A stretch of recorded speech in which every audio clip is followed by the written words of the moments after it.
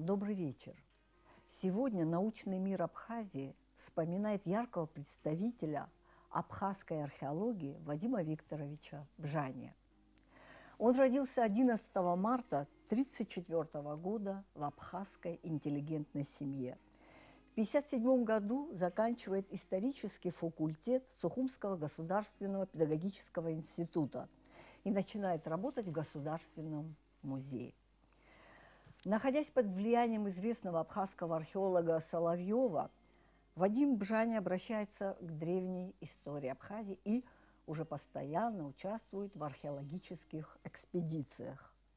В 1962 году он поступает в аспирантуру Института археологии Академии наук СССР. В 1966 он уже защищает диссертацию по теме «Древнейшая культура Абхазии.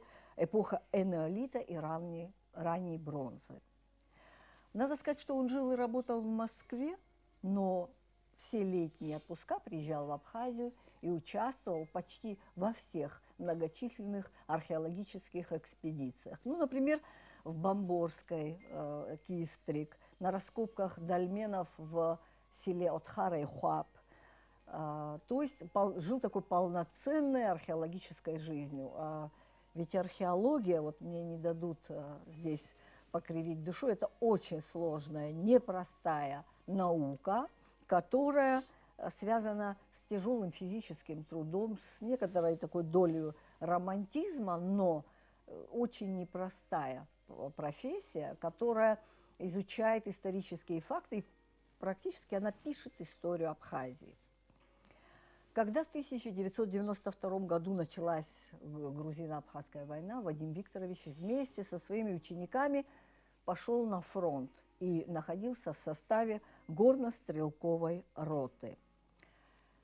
Вадим Викторович был один из тех немногих ученых, которые сумел он создать свою школу археологии, то есть молодых археологов. Туда входили и сидящие здесь в нашей студии сегодня абхазские археологи.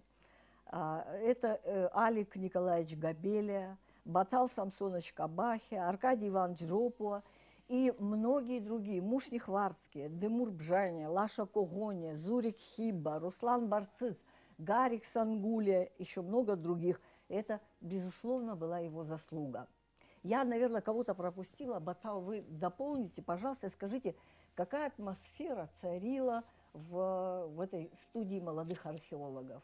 Вадим Викторович был один из немногих ученых, мы все эти 2 дня во всех интервью, все мои коллеги говорят, который создал школу, и где собрал очень молодых людей. Ну, мы все были чуть-чуть, там, 2-3 года между нами разница, тех выпускников наших вузов, выпускников российских вузов. Там не были только историки, там были филологи, например, Зурик Хиба был филолог, но занимался археологией.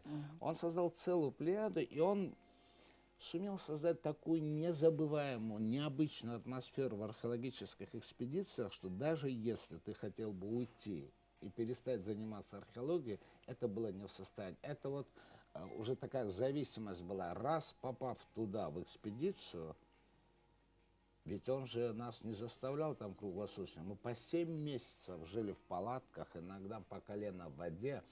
А зимой, вот мои друзья дадут сказать, зимой мы занимались камеральной обработкой в Москве, в подвалах Ферсмана, помните, где это вот, институт археологии, считали черепки, либо в наших сооруженных из там вот типа музея или складов. Мы практически домой не ходили, нас никто не заставлял, мы с удовольствием общались, но Вадим Викторович сумел сделать так, что общение тоже модерировалось им. Общение в археологических экспедициях было на тему история, археология и различные темы от палеолита до средневековья. Еще одна важная особенность. Он никогда не давил на нас. Мы сами решали, каким периодом кто будет заниматься. Но вот сейчас я внимательно смотрю, кто каким периодом. Вот, ну так, археологи не бывают, что только одним периодом, нас вынуждены всем. Но там Аркадий средневековье, Алик неолит, бронза, там я занимался поздней античностью, кто-то ранняя античность, кто-то палеолитом, кто-то.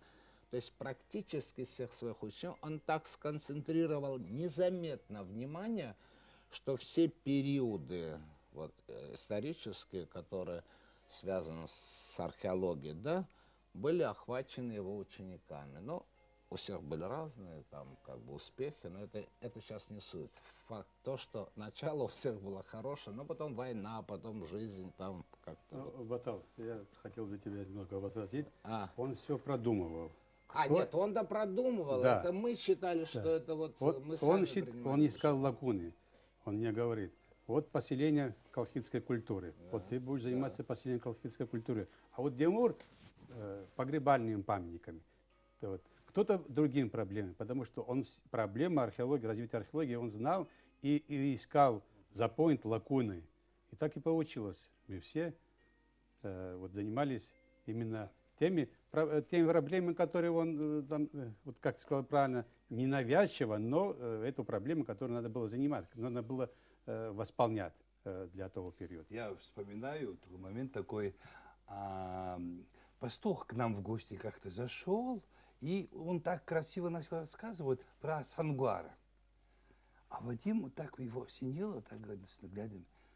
А вот, говорит, это же интереснейшая тема, говорит. А может, ты займешься этой темой? А я все возможное сделаю, создать экспедицию, говорит, подняться в Альпийские луга и тому подобное. Со своими сложностями, конечно, в Альпийских и сейчас тяжело, тем более тогда. И он, вы помните, замечательно, наши коллеги, вот в 80-е годы, начало 80-х годов, когда уже создавали, значит, башкирскую экспедицию, он создал две группы. Одна группа, которая изучала шахты башкирские, да, медно-рудниковые шахты, где наши коллеги Зурих Хиба, потом Руслан Барцец, где работали все наши коллеги, Леон Мика. Вот, мы его не вспомнили, да, Леон Мика долго работал. Я помню, еще Эма Ходя была у нас, работала в нашей экспедиции, да, многие, да, вот, Ахрабжане, Баталбжане, да, сколько, боже мой, сколько людей, вот. И для меня же он создал эту же группу по изучению Сангвара. Я тогда и начал это самое, да, вот этой темой, то есть тема для диссертации. Ну, как я довел, уже другое дело, это было дело такое. Ну вот если продолжить тему учеников, вот сейчас есть такое понятие активное включение, да, вот когда сотрудники какого-то института, это молодежь должна включаться. Чаще бывает создаются условия, при которых они не могут. Вот Вадим Викторович был вот совершенно с другой стороны, он нас приводил в экспедицию, мы еще учились. Он практически заставлял нас самих принимать решения по экспедиции, снаряжению, по людям, которые копают. Он каждый день, вот нас сколько археологов было, приходил, полевой дневник. Как его заполняешь, пишешь. Молодец, молодец. Нет, здесь вот надо вот так вот. И иногда проявлял железо. Мы каждый день, он специально, ну вот не топтался там, где ребята работают, но он все время приходил, смотрел, и каждый вечер мы сидели с ним, изучали полевые дневники. Поэтому, когда сейчас археологам я говорю, вот я уже привык, что если археолог не имеет полевой дневник, это ненормально. Сейчас компьютеры появились, все сидят в ноутбуке. Полевой дневник, без него нельзя.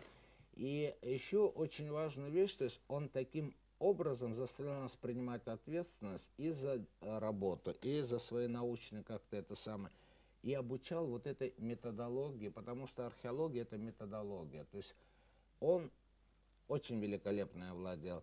А что касается, вот мы перечислили Ливан, я хочу сказать одну вещь. Экспедиции, в которых, ну, их было иногда несколько, одна в Тамашах, другая в Бамбора, другая Несколько в горах. отрядов. Несколько отрядов разных были. И чаще всего люди, которые к нам приходили работать, потом стали президентами. Владислав Ардзимба очень любил у нас несколько. И я, кстати, злой на него был, когда мы в Бамборах копали с ним. Слушайте, мы копаем там неолитные, и вдруг он попадает на золотое погребение. Первый же. Я говорю, ну что это такое? Мы тут 3 года копаем, а он... Были люди, которые стали политиками, министрами, депутатами, художниками. Это была как Мекка, куда приходила наша интеллигенция. Знаете почему? Вот этот культурный пласт это была вот основа нашей идентичности. Мы варились вот культурный пласт, и вот такие политические пласты, мы говорили об истории, о нашей значимости. Помнишь, вот Владислав Григорьевич приходил, они с Вадимом долго говорили, что надо написать письмо, что там какие-то храмы не так делают, там то. Мы все включались. Формировалось очень многие вещи, которые потом перешли в национально-освободительное движение, формирование нашего государства, отечественной науки и все такое. Это делалось просто вот люди приходили, и вот видите, вот этот тут Апацха, Вадим Викторович в археологической экспедиции мы же смастерили. Это Тамышская Пасха, да. Да, Это Зорик Ходзе нам построил. Зорик-Ходзе. Нет, это Путазантария построил, это Это Тамышская. Тамышская, раз. Тамышская, да, это А, Тамышская, я да. решил, что А Пасха Тамышская. Да, я еще хотел бы добавить, знаете, вот Владимир Викторович был такой организатор замечательнейший совершенно.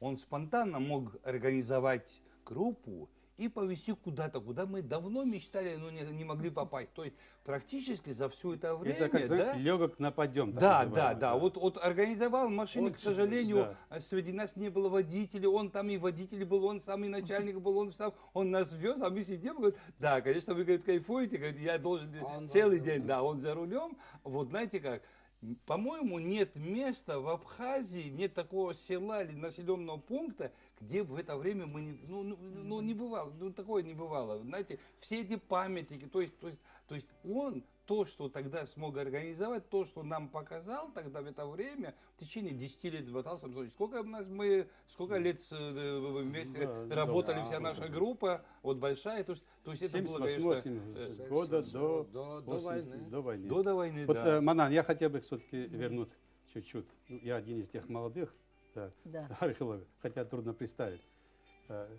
Вадиму Викторовичу это было 50 лет всего. Да. Нам-то уже давно Да, 50, да. говорили. Но мы его представляем таким аксакалом, как вы любите выражаться. Ну, нас тоже Аксакалом. так представляют сейчас молодые, так что не, Да. не обольщайтесь. Вот хотел бы вернуться к началу вот я своей деятельности, встречи с ним. Ну, это было, во-первых, первые раскопки в Псхо. А затем уже в 80-м году, вот когда большая группа наших археологов стали аспирантами в Московском институте археологии, где он работал уже. Это был, мы говорим о школе, но Да. он сам прошел большую школу. Да. Его руководителем был лауреат Ленинской премии, известнейший кавказовед-археолог Крупнов. И эта школа, конечно, московская школа, потом прививал. То есть, попав туда, в институт археологии, я видел, что, ну, в хорошем смысле слова, там спина, была такая спина у нас, Да. потому что это был довольно очень уважаемый маститый ученый. Он принимал участие в зарубежных экспедициях в Алжире, в Болгарии, в Турции, на Северном Кавказе. Но основная его работа уже с начала 80-х годов он перенес, конечно, в Абхазию. Он организовал так называемую совместную причинно-морскую экспедицию. Сперва была основная база в Бамборах, а затем уже эта экспедиция разрослась на несколько экспедиций, отрядов. Это Тамыш, это Башкапсаров, только что мы говорили. И так что это была, конечно, он представитель очень хорошей, так называемой московской школы. И мы, археологи, хотя некоторые из наших археологов еще были аспирантами в Тбилиси, но все-таки это была московская школа археологии, которая прививала. Вы так очень живо обрисовали эту атмосферу, даже немножечко позавидовала вам, потому что предстал просто организатор, великолепный учитель и очень интересный историк. Вот можно я все-таки добавлю? Вообще очень сложно говорить о Вадиме Викторовиче по той причине, потому что мы не о нем говорим. Вот говоря о Вадиме, я вот ловлю себя на том, что я о своей жизни рассказываю. И мы о своей жизни говорим, потому что он очень много нам дал то, что нераздельно связано с ним. Но если вот резюмировать, мы можем до утра, господи, столько всего происходило, включая. Но если вот резюмировать основные заслуги. Во-первых, Вадим Викторович первый абхазец, который в Советском Союзе головной институт археологии считался главным институтом вот, в сфере археологии. Попал в этот институт, туда очень сложно было попадать. Мало того, что он даже там был один раз председателем испкома и председателем партийного. Это вот можете вы себе представить? Владислав Григорьевич Ардзанба был в институте востоковедения, Вадим, ну он чуть позже, Вадим был там, это очень важно. Второе, Вадим был, пожалуй, единственный, я уже говорил, ученый, который создал свою школу учеников и последователей, которые потом стали известными археологами. Вадим Викторович создал на базе своих археологических экспедиций площадки для формирования духовной мысли, мысли, которые вот, связаны с нашей вот такой идентичностью. Вадим Викторович стал у истоков абхазской системы охраны культурного наследия, потому что именно он, и тогда Лаша Когоня с ним работал, в 1989 году, когда грузинское общество охраны стало вот, абхазским обществом. Именно Как вот назывался? поддержки первого секретаря Да, тогда Адлиба. Его И он пригласили, создал да. структуры. То есть Структуру. совершенно правильно, Батал, говоришь о том, что было абхазское деление, абхазский филиал охраны памятников грузинской.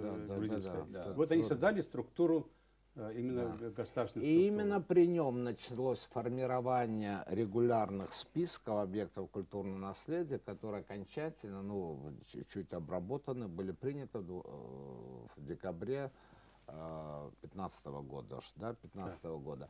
То есть это колоссальная значимость. То есть можно еще очень много вещей называть, но даже вот эти 4, Уже назовите мне сегодня кого-нибудь, неважно, он политик, ученый, деятель культуры, который имеет столько как бы заслуг и столько, он был завершителем. Все, что он делал, он завершал до конца. Экспедиции были так, как оснащены были экспедиции при Вадиме Викторовиче, это не потому, что Советский Союз, было много археологов экспедиций, но то, как мы работали, мы вообще вот сейчас, когда я попадаю в экспедицию, мне не хватает очень много вот этих приспособлений технических, без которых, я говорю, как можно копать? Главное, он нас этому обучил, как это с ними Да, работать. конечно. Вот в чем дело. Еще момент, если позволите, я вот хочу его подчеркнуть, именно Вадим Викторович как хозяйственник, как он думал за нас.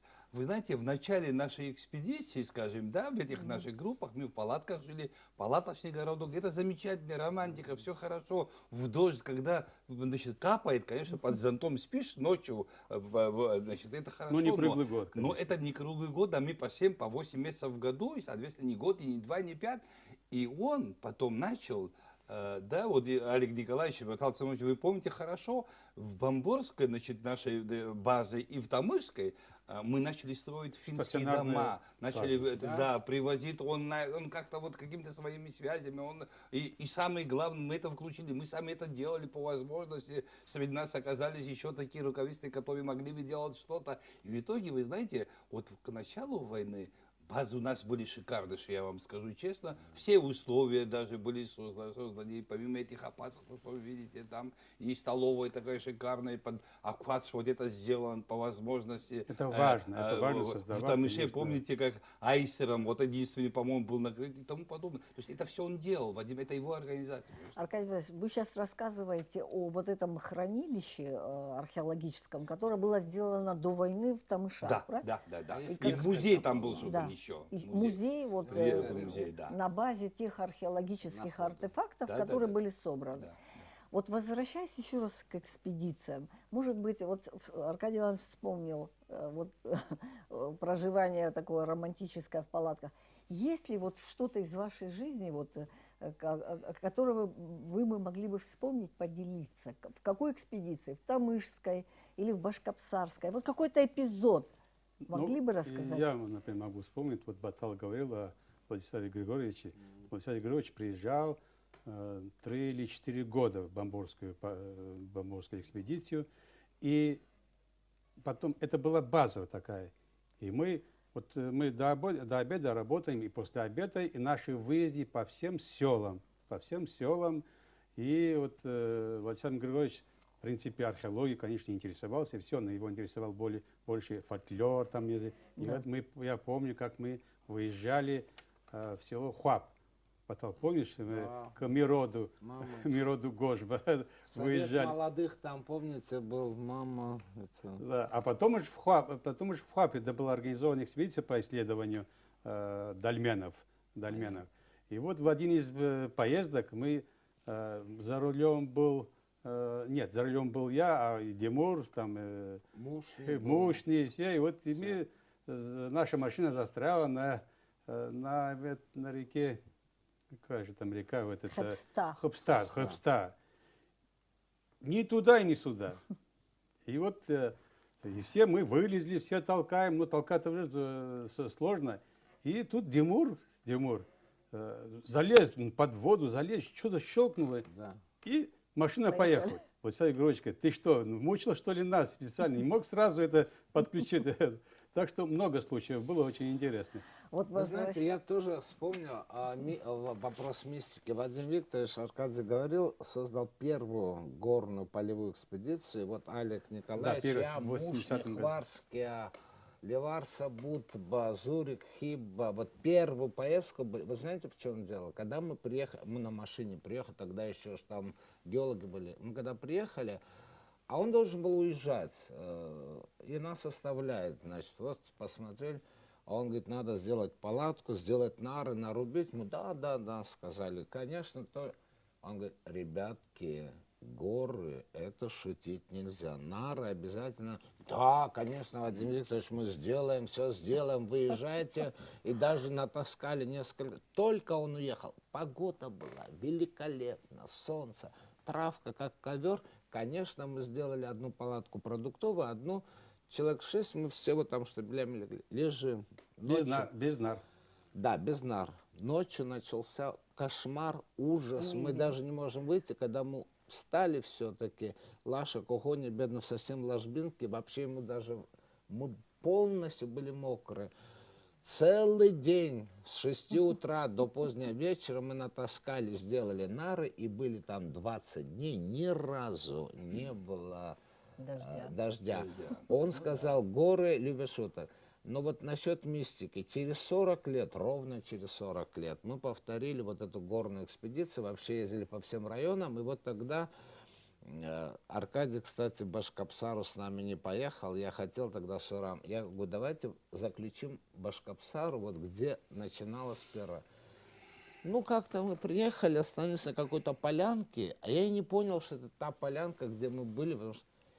И когда я утром сверил фотографию 40-летней даст, оказалось, что я построил палатку именно на том месте, где мы 40 лет назад были. Вот этот дух Вадима Викторовича вот даже там был. Ну и экспедиция была удачная, но это другой вариант. Ну вот были там. Ну вообще с ним очень много историй связано, то есть все не вспомнишь. Понятно. Мы собрали вот видеоряд, если вы видите, он идет на Да. плазме. Старые фотографии экспедиции, где руководителем был Вадим Викторович. И вот мы обратили внимание, что здесь присутствуют два наших президента. И Владислав Григорьевич и Сергей Васильевич, они что, тоже были увлечены так археологией? Ну, во-первых, Владислав Григорьевич не просто увлечен, он хитолог, и, в принципе, археология как бы являлся... Но он у нас в экспедициях все время Нет, был. Батал, я напомню. Это была фотография Батал, Сергея Это Васильевича Башкапсара, когда. Сергея Васильевича. Да, Сергея Васильевича и Владислава Григорьевича. Владислав Григорьевич уже был директором Абхазского института. И Вадим Ильич, вот еще одна такая вот его затея в хорошем смысле. Да. Он организовал всесоюзный Башкапсарский полевой семинар, вы помните, ребята. Да. И основная база была в Тамышах. Вот, и Это приехали 89-й год. 89 Да, год, 89-й год, да, наверное, ну, да. да. И со всего Советского Союза были приглашены, из А Грузии. Сергей Васильевич был глава администрации Ачимчирского Да, района. да. Всё правильно. И вот и они оказались именно здесь, в Тамышах. Вот Тамышах, помните, ребята, да, да. это был такой семинар, был, еще раз повторю, очень большой семинар, да, всесоюзный Насколько семинар. мне известно, по инициативе Вадима Викторовича была также учреждена археологическая конференция. Ну, И это же она, есть, вот да, это же, да, да? да. А, Она нет, уже- это Да, речь, да, идет, это же. речь идет об Абхазской археологической конференции, это да. которая была проведена, первая Абхазская археологическая конференция в 2006 году. Да. Это была его идея. Там предыстория некоторая есть? если Да, вот, пожалуйста, да, помните? если Не, что-то расскажите, не помню. вы же помните, мы Да, вместе это- были на Крупновском, и когда этот...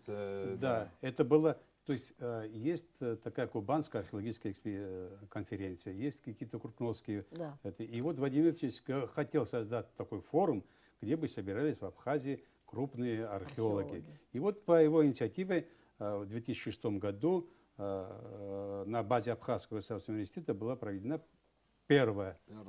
Кстати, это было очень сложно. Почему-то оказалось, что вот назвать его, эту конференцию абхазской.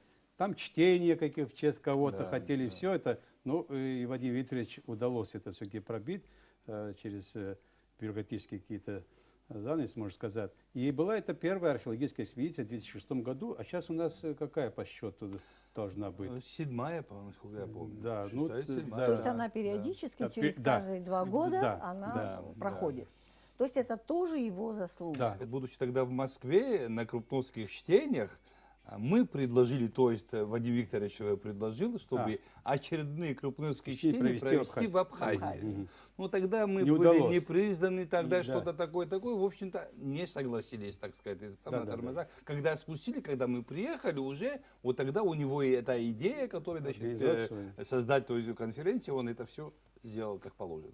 Итак, охрана историко-культурного наследия. Это актуально, потому что Абхазия, все знаем мы, богата памятниками архитектуры. И также обычный зритель тоже знает, что типологически эти памятники делятся. Есть объекты гражданские, есть исторические, этнографические, фортификационные и так далее, и так далее. Насколько мне известно, в Абхазии зафиксировано до 1000, уже 1,5. Но еще очень много не зафиксировано. И работу эту начал, насколько я знаю, Вадим Викторович Батал. Ну, нет, конечно, вот как бы сама работа по формированию этого списка, она началась еще с Чернявским, с конца 19 Пачуля, века. потом подолгу. Пачуля Иванор Пандич публиковал. Речь идет о том, что вот такую глобализацию в этой сфере, когда это была, когда именно управление абхазское ответственно за охрану памятников, которые находятся на территории Абхазии, вот началось с ним. Вот я помню тогда Лаша с ним, Когоня начинал, он писал диссертацию и работал с ним, форчал все время, потому что работы было много, Вадим заставлял всех нас бегать.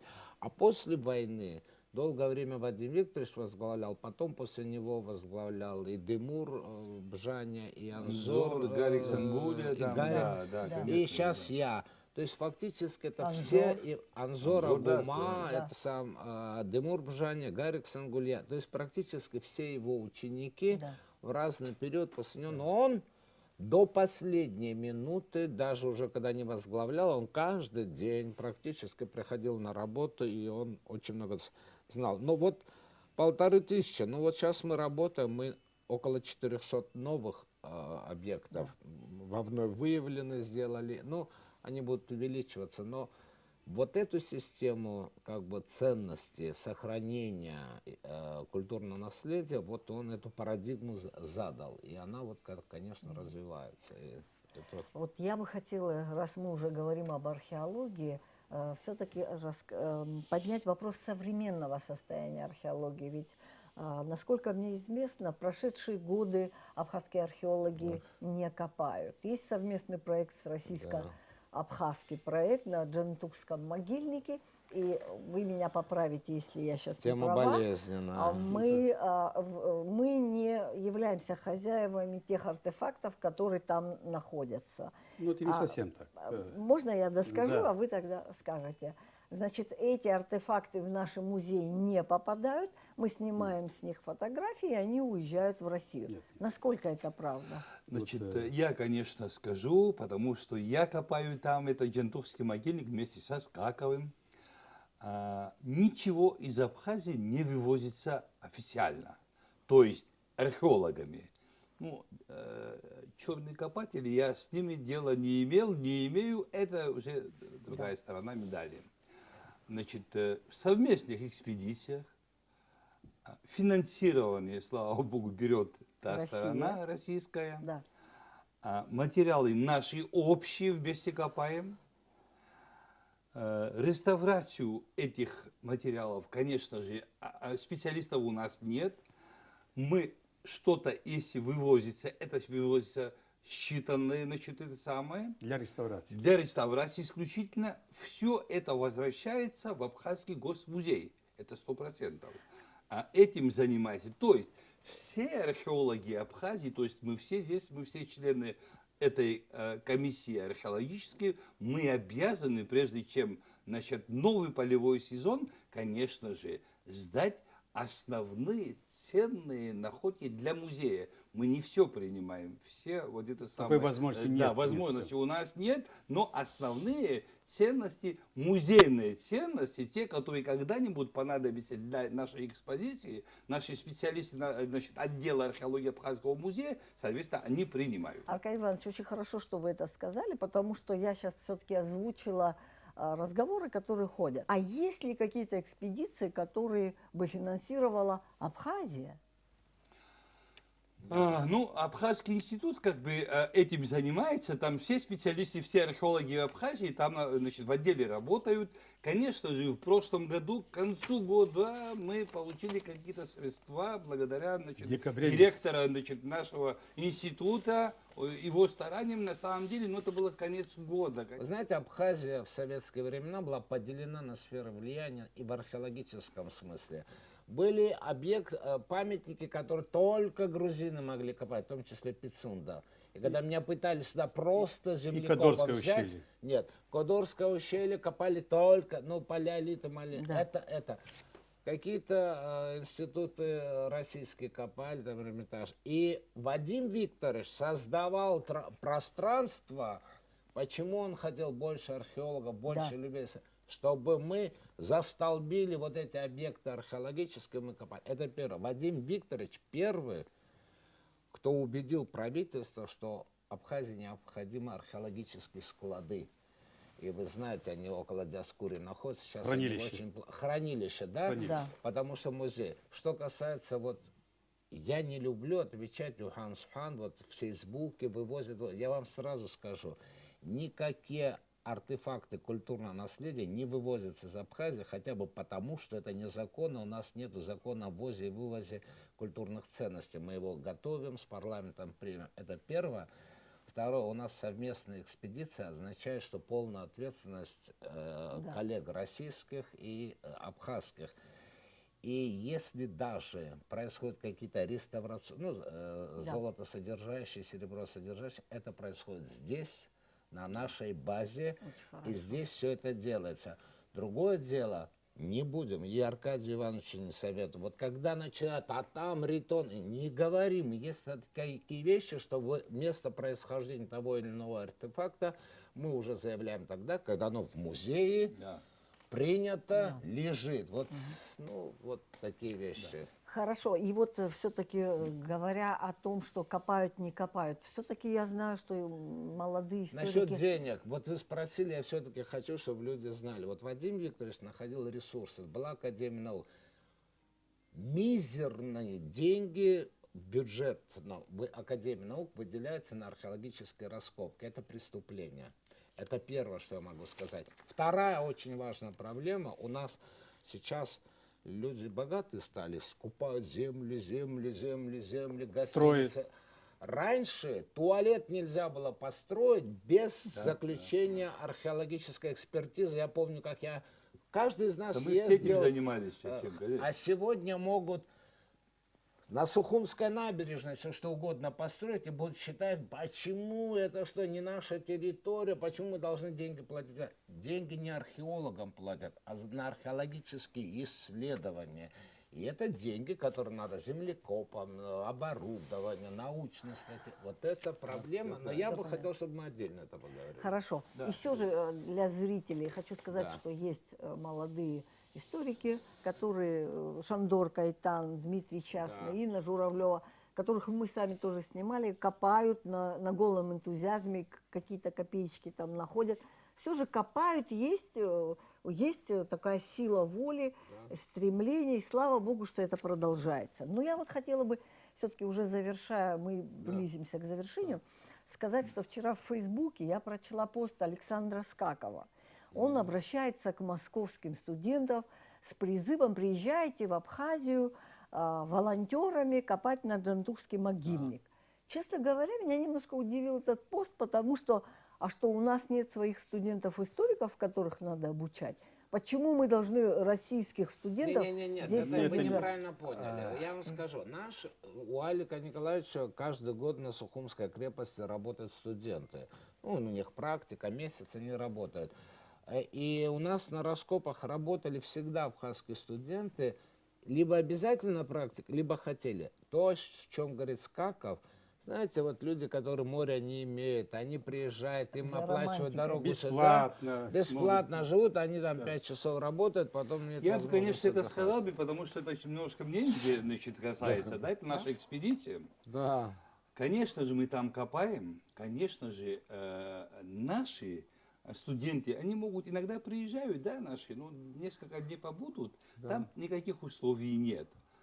На голом полу, значит, в спальном мешке и тому подобное. То есть кашку манную, значит, это самое, не всегда Не приятно, едят, не едят. уходит.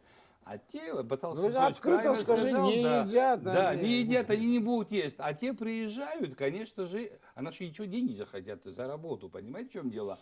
А эти волонтеры, которые приезжают, они иногда бывает за свои деньги приезжают, любители истории и археологии.